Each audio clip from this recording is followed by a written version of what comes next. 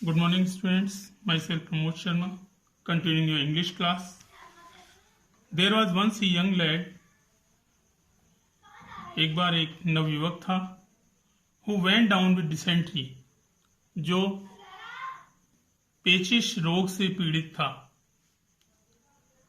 He had done his best to accustom himself to ashram food.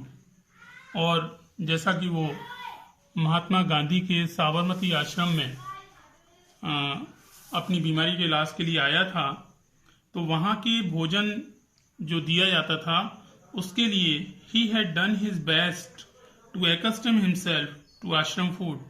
उसने आश्रम में दिए जाने वाले भोजन को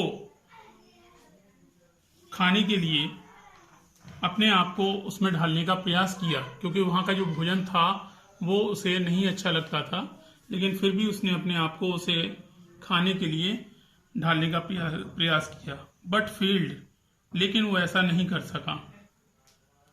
ही had a great liking for coffee as he was a South Indian boy and he loved coffee too much.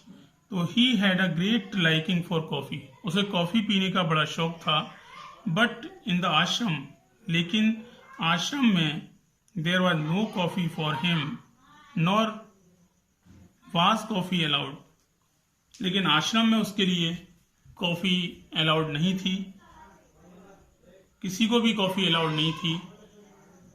In good time he got rid of dysentery and was not recovering. और धीरे धीरे he got rid of dysentery, उसका जो बीमारी थी वो ठीक हो रही थी. एंड वॉज नॉट रिकवरिंग, और निरंतर उसका जो बीमारी थी वो ठीक हो रही थी. Gandhi ji visited him for a few minutes every day. Gandhi ji कुछ क्षण के लिए, कुछ मिनट के लिए उसे रोजाना देखने आते थे.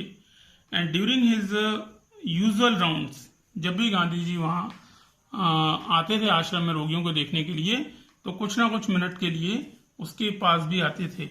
Those few minutes were like a tonic to the poor lad.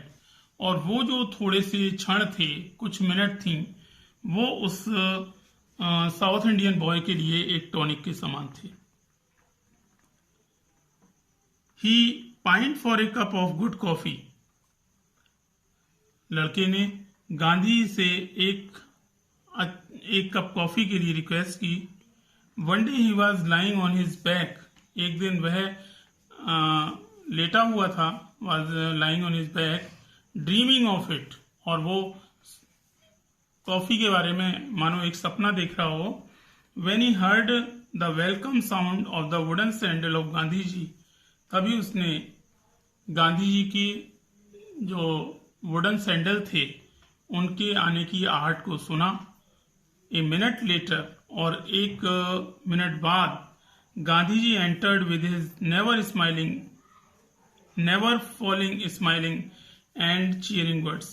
और एक मिनट बाद गांधी जी वहां अपने हंसते हुए और उससे मजाकिया रूप में संवाद करते हुए गांधी जी कमरे में प्रवेश करते हैं.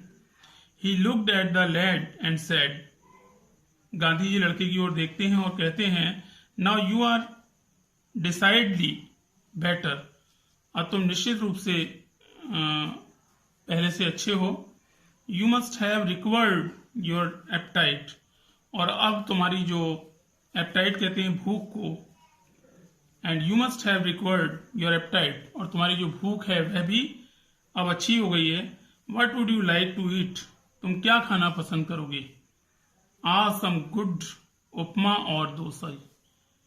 तो जो लड़का है वो खुशी से उछल पड़ता है और वो कहता है, मैं कुछ उपमा और डोसा खाना चाहूंगा.